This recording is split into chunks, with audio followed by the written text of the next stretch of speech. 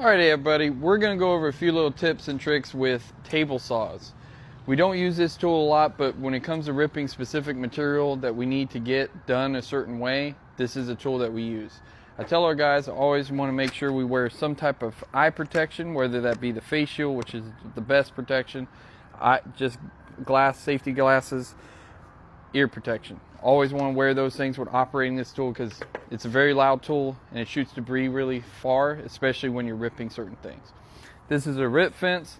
You can adjust it to get the desired width of the material that you're cutting. So it works really well when you can lock it in place like so. You can adjust the depth of the blade depending on how much of the material you want to cut into.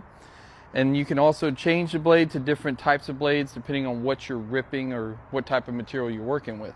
But make sure you always remember to de-energize before you change the blade. And another tip is when you're ripping material and you're getting close to the end of the material, most table saws have this little push tool here that allow you, when you get to the end, you can push the material across by the blade without getting your fingers close. You've got to make sure you keep your fingers away from the blade because if it cuts through wood and metal, it's going to cut through your finger really easily.